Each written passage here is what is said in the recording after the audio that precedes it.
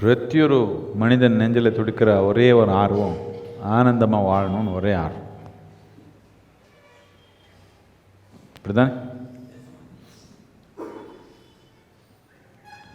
எல்லாருக்கும் ஆர்வம் இருக்கிறப்போ, பிரத்தியொரு மனிதனுக்கு ஒரே ஆர்வம் இருக்கிறப்போ அது நடத்தாமல் விட்டுட்டா எப்படி? இவருக்கு இட்லி வேணும், அவருக்கு தோசை வேணும், 2 பேர் சண்டை போட்டு இட்லி இல்லாமல் தோசை இல்லாமல் பண்ணிக்கலாம். ஆனால் எல்லாருக்கும் ஆனந்தம் வேணும். அதை பற்றி ஒன்றும் பிரிவே கிடையாது. எல்லா மனிதருக்கும் ஆனந்தமாக வாழணும்னு ஆசை. எப்படி ஆனந்தமாக இருக்குதுன்னு கேள்வி கேட்டிங்கன்னா, அப்போது இட்லி சாப்பிட்டு தான் வரும், தோசை சாப்பிட்டு தான் வரும், இல்லை மசாலா போட்டு தான் வரும், இல்லை வெங்காயம் போட்டு தான் வரும்னு விவாதம் ஆரம்பிச்சிடுவாங்க. மேலே பார்த்தா தான் வரும், கீழே பார்த்தா தான் வரும் விவாதம். எப்படி கேள்வி கேட்டிங்கன்னா பிரச்சனை. ஆனந்தமாக இருக்கணுமா வேண்டாமான்னு அதை பற்றி ஒன்றும் பிரச்சனை கிடையாது. இப்படிதான் எப்படியோ நீங்கள் என்னமோ பண்ணிக்கோங்க, ஆனந்தமாக இருங்க. ஆனால் இருக்க முடியுமா? ஒரு நாள் இருக்க முடியுமா? முடியுமா? என்னமோ பண்ணிக்கோங்க, எல்லாருமே ஆனந்தமாக இருங்க, முடியுமா? முடியல. எங்கே முடிஞ்சதா உலகத்தில்? அவர் விருப்பத்துக்கு பண்ணியே இருக்கிறாங்க. அவர் பண்ண வேலைனால ரொம்ப துன்பப்படுறாங்க. பண்ணாத வேலைனால ஒன்றும் வரலையே. யாரோ ஒருத்தருக்கு ஏதோ ஆக்சிடெண்ட் ஆகிடுச்சு, நோய் வந்துச்சு, இன்னொன்று வந்துச்சு, அது சில சதவீத மனிதனுக்கு தான். மித்தவங்கெல்லாம் ஒன்றும் இல்லை, அவரே பண்ணிக்கிறது தானே. அவர் பண்ண வேலை தானே அவருக்கு பாதிப்பு. யாரோ ஒருத்தர் ஒரு சின்ன ஒரு பொண்ணு, ஒரு 18 வயசு பொண்ணு, நான் கோயம்புத்தூரில் சில வருஷத்துக்கு முன்னாடி கிளாஸுக்கு வந்தது. அது ரொம்ப ரொம்ப சுறுசுறுப்பாக ஒரே கலக்கலான்னு இருக்குது. அது நான் ஒரு 6 மாதத்துக்கு அப்புறம் பார்த்தேன், இந்த பொண்ணு இப்படி இருந்தது.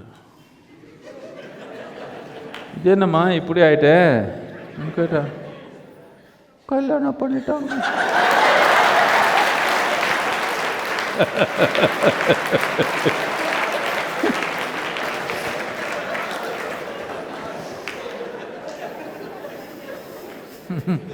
இப்படி வேற யாரோ ஏதோ ஒன்று பண்ணிட்டா அது வேற விஷயம். மித்ததெல்லாம் நீங்கள் பண்ணிக்கிறது தானே. நான் ஏதோ ஆனந்தம் அதிகப்படுத்துறதுக்கு கல்யாணம் பண்ணிக்கிறாங்க நான் நினச்சேன். துன்பம் பகிர்ந்துக்கிறதுக்கு கல்யாணம் பண்ணிக்கிறாங்கன்னா ஏதோ ஒன்று சட்டம் போடணும், இது நடக்காம. அப்படிதானே? 2 மனிதர் சேர்ந்து பார்ட்னர்ஷிப் பண்ணி ரொம்ப ஆனந்தமாக இருக்க போகிறாங்கன்னு ஏதோ பண்ணி கொடுறோம். அவர் 2 பேர் சேர்ந்து எல்லாருக்கும் துன்பம் உருவாக்க போகிறாங்கன்னா அவர் கொஞ்சம் தனித்தனியாக வைக்கிறதே மேல் தானே அவர். இப்போ நாம் இந்த லைட் இருக்குது, உள்ளே வந்தீங்க இருட்டாக இருக்குது, ஆனால் லைட்டெல்லாம் இருக்குது. நீங்கள் பக்கத்தில் இருக்க செவத்தில் இப்படி பண்ணிங்க, ஒன்றும் ஆகலை. அடிச்சிங்க, ஒன்றும் ஆகலை.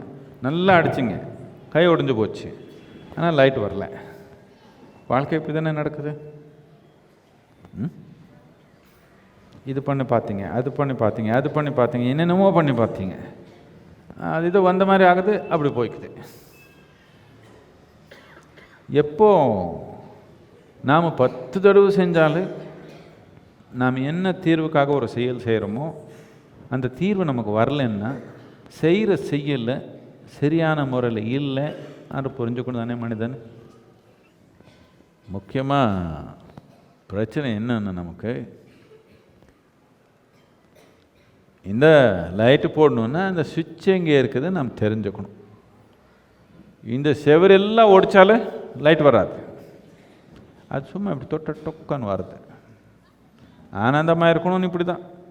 இதுக்கு சுவிட்ச் எங்கே இருக்குதுன்னு புரியல, சும்மா இப்படி இப்படி குத்தா வந்துடுமா? கத்தியில் குத்தினாலும் வராது,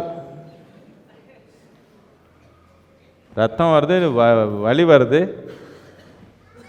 ஆனந்தம் ஒன்றும் வெளியே வராது. உள்ளே இருக்குதுன்னு சொல்கிறாங்கன்னு குத்திட்டு பார்க்கலாமா? உள்ளே எல்லாம் ஆனந்தமாக இருக்குது, ஆனந்தமய கோஷம் இருக்குதுன்னு சொல்லிட்டாங்களே, கத்தி எடுத்து அப்படியே குத்துனா வந்துடும் தானே எல்லாமே ஆனந்தம் வந்துடும் தானே?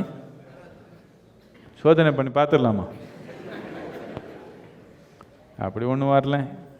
கொத்துனால ஒன்றாது பண்ணாத ஒன்றாது, அது ஏதோ ஒன்று இருக்குது, அது டுக்கான புல் விளைச்சி.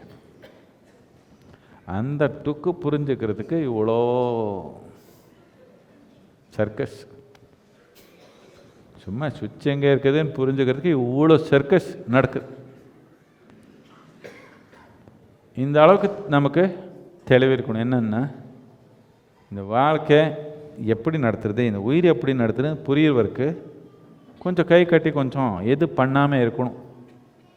ஒன்றும் பண்ணாமல் இருக்க முடியாது, ஏதோ பண்ணணும்னு ஆர்வம். அப்போ புரிஞ்சால் தான் நான் பண்ணுவேன், இல்லைன்னா பண்ண மாட்டேன்னு உட்காந்துட்டிங்கன்னா புரியறது ரொம்ப தூரமாக இல்லை. கொஞ்சம் கற்றுட்டிங்கன்னா முட்டாளாக வாழ்வீங்க.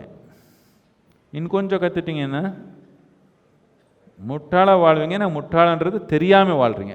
கொஞ்சம் கற்றுட்டா முட்டாள நீங்கள், ஆனால் முட்டாளன்ற புரியுது என்னதுக்குன்னா மித்தவங்க எல்லாம் அதிகமாக பண்ணுறாங்க, அவருக்கு ஒப்பிட்டு பார்த்தா நான் முட்டாளன்னு தெரியுது. இன்னும் கொஞ்சம் அதிகமாக பண்ணுறது கற்றுட்டிங்கன்னா அதே முட்டாள்தனம் தான், ஆனால் நான் முட்டாளன்ற புரியுற தன்மை போயிடும்.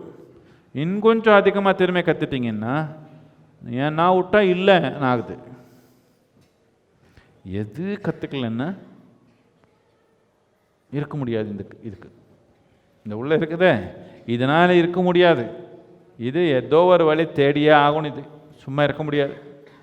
எனக்கு ஒன்றும் தெரியல, எனக்கு ஒன்றும் பண்ணவோ தெரியல, புரிஞ்சிக்கவோ தெரியல. எவ்வளோ நேரம் இருக்க முடியுமா பாருங்க. அப்படி ஞானம் வந்துடும் தானாக.